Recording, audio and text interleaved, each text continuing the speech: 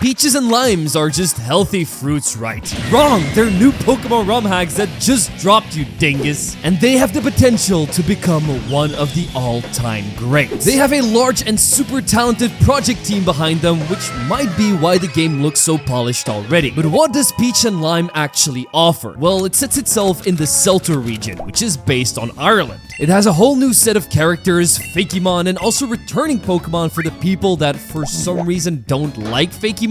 There's a lot more to unpack like its incredible story, but let's do that while searching for the pot at the end of the rainbow.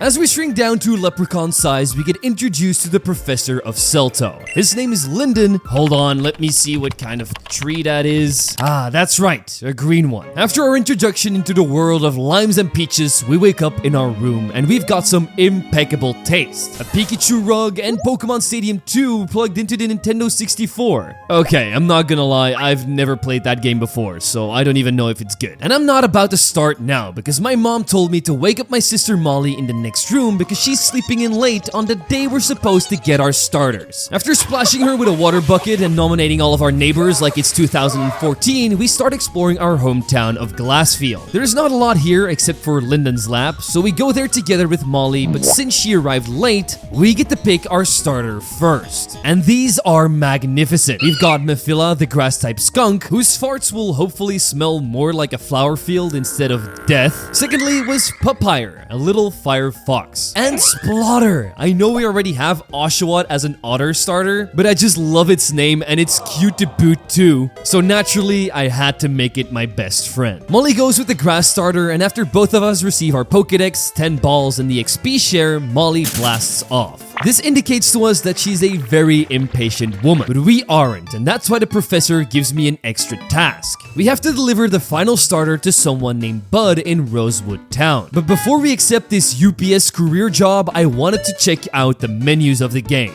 They've been custom made specifically, and they look so stylized and neat. I mean, you've got an entire new bag, trainer card, and even a cool Pokedex that looks like a notebook. So let's grab our trusty pen and start to fill that out as fast as we can by going to round 1 where I found my first new Pokemon. It sort of looks like a rat-mole hybrid and its name is Shroomy, which made it even cuter than I already thought it was. So naturally, I had to trap it in my balls for an eternity of servitude.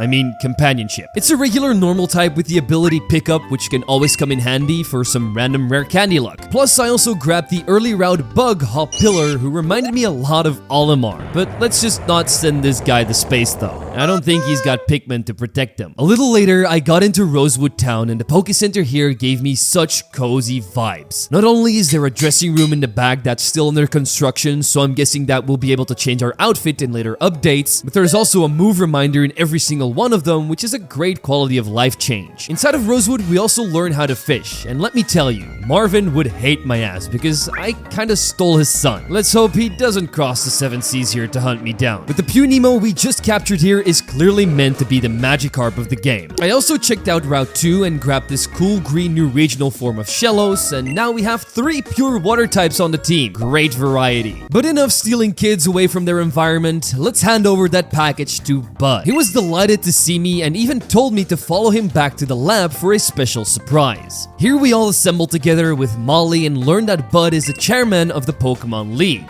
and he can even get us both registered to partake in it. All we have to do to show that we're worthy is have a Pokemon battle against each other. So with a lot of excitement, I head outside with my sister and face off against her. She still only had 1 Pokemon, so I kinda felt bad and just gave her the type advantage by staying in with Splotter. However, that wasn't enough for her as we easily defeated it with a couple of scratches. This impressed Bud so much that we got signed up immediately, and with the excitement, of course my sister blasts off early. I still take my time to capture a new team member nearby, a 4-leaf clover themed Hoppip. Its flying type has also been replaced with fairy, so let's hope it gives me some insane luck boost like 4-leaf clovers usually do. Dang it, the winning lottery number was 1? And I have 2? Oh well, I guess we just gotta head over to Amberstone City because that plan is out of the window. But at least we should be able to partake in our first ever gym battle here. However, the leader was currently already in a battle with another challenger, so we got sent to the local academy to gather some knowledge from the famous Professor Rowan,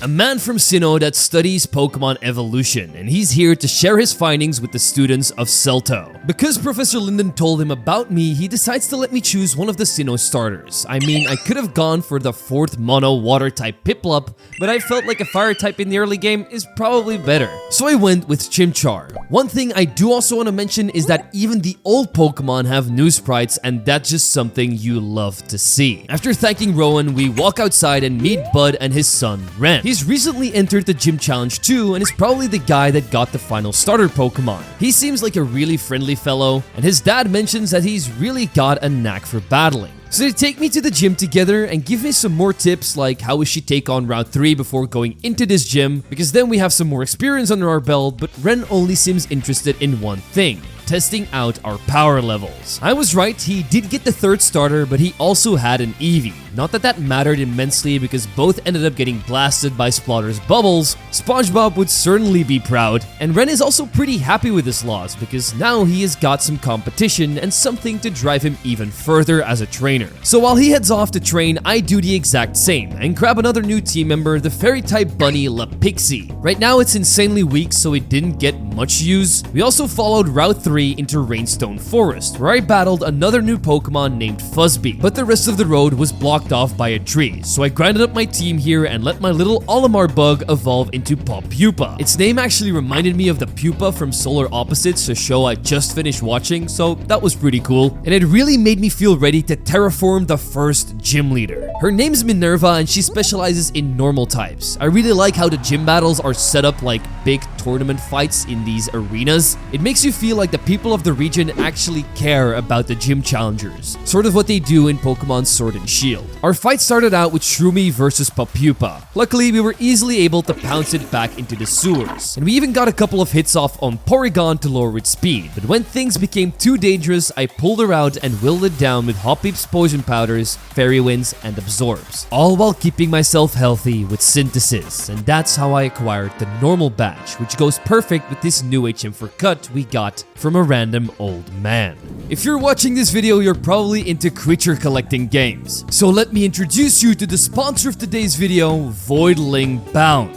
It's basically creature collection meets third-person action shooter, and it's made by a team of ex-Skylander developers. Considering that was one of my favorite games growing up, I was incredibly excited for the opportunity to work with them, which is why I eagerly played through their demo. The whole idea of the game is that you hatch these little voidlings and shape them through branching evolutions. You're unlocking new abilities, changing their elements, customizing body parts, colors, and so much more, which might sound cosmetic until you realize that it feeds into how they play. You can basically create whatever you want. A high agility class cannon or a tank that will never die, the game has got you covered. And instead of just commanding them, you directly control your voidling in real-time combat by linking your brain to it. To me, it feels way more hands-on than any traditional monster tamer I've played so far. There are multiple difficulty settings too, so whether you're here to sweat or just vibe and build cool creatures, it all works out in the end. This might be a sponsor segment, but I actually have very high hopes for this game. It's currently set to launch June 9th on PC, but you can try the free Steam demo right now through the link down below. A big thank you to Hatchery Games for sponsoring today's video, and let's get right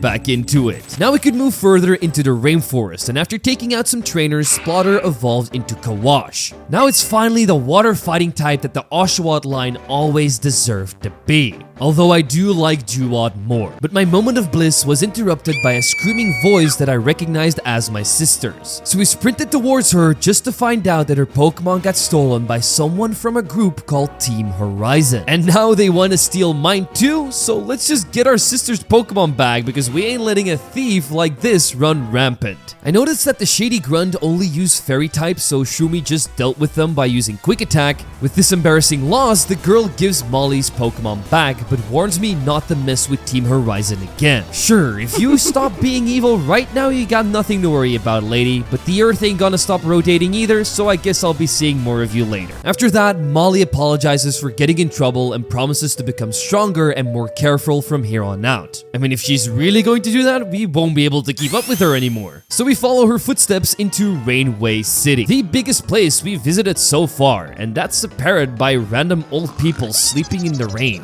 What is this, New York? The bikes here are also way too expensive, so let's just meet up with Holly before I lose all of my money. She's been waiting for me here just so that she can show how strong she's become in battle. So let's not go easy on her and give her the real brother treatment. Because the rain was up in this fight, my team actually got a severe boost and unfair advantage over her, with Kawash aquajetting through her Nidoran and Avipoof, and this left her with just her evolved starter, Meful. Its skunk-like qualities are starting to shine through because it's part poison type now. It was also pretty bulky and strong, easily tanking a Pause from Propupa, and even eating bites and arm thrusts from Kawash like they were nothing. I definitely should have brought Shinchar to this fight because none of my team members wanted to swap into a grass or poison type move, which meant I needed to sacrifice Kawash so Shroomy could deliver the final blow with quick attack. Molly doesn't take this defeat very well, calls it another fluke and says we can't get cocky. I was actually gonna congratulate her with her progress, but she already left before I could. Anyway, no reason to feel bad for that, so I checked out the surrounding routes instead.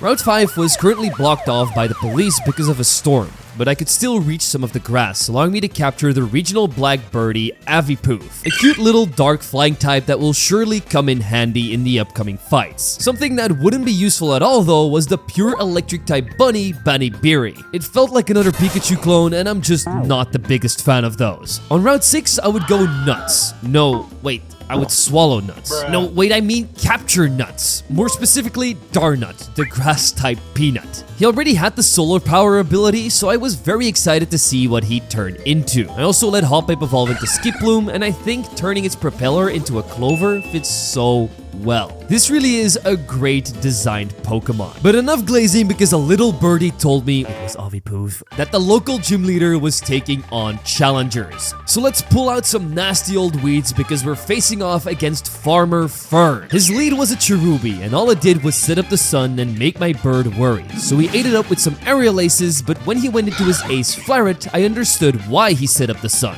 This was a grass fire type, so it would greatly benefit from it. But it really didn't matter though. Despite hitting me with a Stun Spore and Charming Cry, Avipoof still managed to slice it up with 2 aerial aces, letting me mow down my very own grass badge. However, I would get tested straight away again because upon heading outside, the bike clerk that thought we were a broke little boy before now had his shop broken in 2, and the culprit stole one of his bikes and ran off the Route 5 with it. I don't know why he didn't just cycle, would have been a lot quicker, but luckily I'm a good-hearted kid, so we decided to help him out. But I knew I needed some extra muscle if I wanted to make it out of the situation unscathed. So I evolved Propupa into Carapax, and I don't know why, but this reminded me of a Ben 10 alien, specifically Cannonball. Kind of perfect because now he's a bug fighting type too, and I also evolved Shroomy into Shrugant, now making him a normal ground type or Diggersby 2.0. Time to chase down some villains who led me into Drizzled Cave. Not only were my feet wet, but I also got attacked by a random copper deposit. Wait, you're telling me this is an actual Pokemon called Composite? And it's a rock ground type? Hell yeah, I'll capture this reskinned Geodude. And straight after, we also found the bike thieves, and it's those guys from Team Horizon again. But that's not the only thing they stole. They also snagged a random guy's Nidorino. Yeah, now it's on. Stealing bikes from a way too expensive shop I can deal with, but stealing a Pokemon is just cruel. So me, Bird, and Nuts sent their entire team flying while Nidorino poked them in the butt with his poison stinger. Knowing that they were on the back foot, they released all their stolen items, and the old man that owns the Nidorino thanks me with my very own TM for Rock Smash. After he goes back to the city, I try to follow the path, but the next town is blocked off due to an ongoing investigation, so we were forced to backtrack. This was actually a great thing because the bike shop clerk and old man decided to give me the stolen bike for free just for helping out. Turns out the old man owns the shop and his name is Mr. Ford? Why did they name him after a car? They should have called him Mr. Trek or Mr. Giant. But oh well, we got our bike, we can move on, so let's break some rocks and follow through on Route 6. After beating up a jacked man, I evolve Avipoof into Alzoom. I love this guy. He's supposed to represent puffins, super cute little birds that can zoom across the skies. I've seen them in real life on one of my vacations as a kid, which makes them one of my favorite birds of all time. Little Nemo also ended up evolving at level 20 into Leviathan, a super cool sea monster that's definitely not going to get snatched up by a plastic bag and be put in a dentist office. With these awesome new additions, I was able to reach Cadwire City, an even bigger place than before, but no homeless people this time, just big skyscrapers. And a little shop where I could buy all the evolutionary stones, and because I was curious if any of my Pokemon could use these, I decided to just buy all of them. That's how I managed to evolve my cute little rabbit into Mirrorhorn with a Moonstone, and Nut evolved into the grass dragon type chicken plant Arachion. I very much like this design because it reminded me a lot of Breloom, and that thing is just awesome. I then wanted to take on the local gym, but Team Horizon was blocking it. This made me think that they were once again up to no good. My spidey senses were right because Ren was already busy fighting them to the west of town. He clearly wants them out of this city, so let's give him a hand by using Leviathan, who could make them blast off just like Team Rocket. But Ren knew there was still more to this entire charade, so we followed up by going into the Cadwire factory. Here we needed to complete a couple of treadmill puzzles by flipping the switches and battling through waves of Horizon grunts, who were for some reason occupying this place. Eventually, me and Ren make it to the end of the factory, and that's where we stand face to face with the boss man Victor. Let's hope he doesn't end the entire world with cyborg creatures like in Arcane. After some talking, we realize that he's onto something totally different. He's interested in the energy flowing through the city, and that people nowadays don't know what they have until it's gone. When they finally lose it, that's when despair kicks in. But we aren't interested in his long villain monologue. And since he doesn't really want to tell us what their plan with this factory is anyway, we just gotta chase him out of here by brute force. I throw out Mirrorhorn and destroy his Sableye with Fairy Wind, which was very easy. This prompted it to learn Draining Kiss too, which was perfect because now his Lopunny can be defeated by a true Love's Kiss.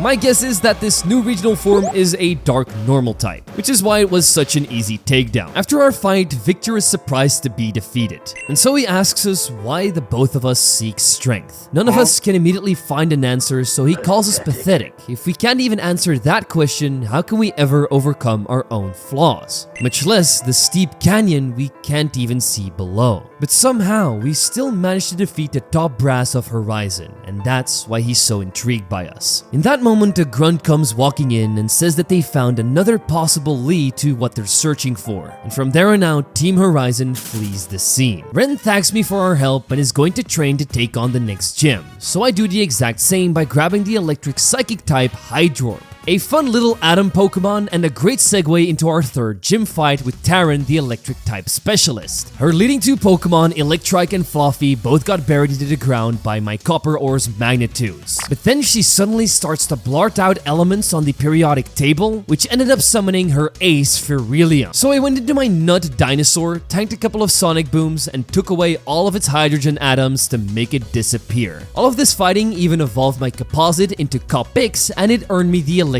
badge too. With a victorious smile on my face, we walked out and found our boy Ren once again. He also has this shiny new gym badge and wants to see how much we've improved in battle. So we follow him down to Scoria Cave at the edge of town. This is where he and his dad always trained together, so it has a very special place in Ren's heart. But ever since becoming chairman, his dad's barely home, so coming back here reminds him of all the good times they had together. But he also totally understands why his dad is always looking for new trainers and working. It's because having something to compete for and a rival to push you through to it is one of the most wonderful things in the world. That's why he brought me here, so we can have a fun battle and experience that joy. So let's go. Ren ends up leading with his Pikachu, but his little mouse only spams double team. Big mistake, because my hydrogen bomb can blast it with some confusions and Swifts to send it back to the fields. Next on out is Sainu, and out of all three starter middle evolutions, this has got to be my favorite. Cool or not though, the fox needs to go down. I can't let it eat all my chickens, so we swap in Coppix and shake this entire cave up until it faints. Only Leafeon left, but we have superior grass types. With Skiploom's Fairy Wind and Arachion's Dragon Breath, the fight is over and we come out on top. This really helped Ren get out of his slump. His dad got him into battling, but even though he admires his dad, he doesn't want to be exactly like him. And while he might not know exactly what he wants to be, he is going to keep improving and searching for who he really wants to become. And that, sadly enough, is the end of the demo of Pokemon Peach and Lime. I am beyond excited to see what the next update is going to bring to this wonderful new world. I mean, it has an interesting story, super cozy art style, fun Pokemon. What's not to love about it? My only real complaint would be that the Pokemon just kind of feel like copies, with Nemo being Magikarp and Shroomy being Rattata, but that isn't inherently a bad thing. So right now, I see this as a 9 out of 10 demo. I highly recommend checking it out if you haven't already. It feels like an actual real GBA Pokemon game that Nintendo just put out, and it's a perfect foundation to show players what they have in the tank. Anyway, without any further ado, I want to thank the cool, awesome, amazing channel members for supporting me as always. You people are legends, and if you want to help out the channel as well and be named after Pokemon in videos too, you can do so by following the link in the description and signing up as a member. And as always people, I've been Zwiggo, and I'll see you all in the next one.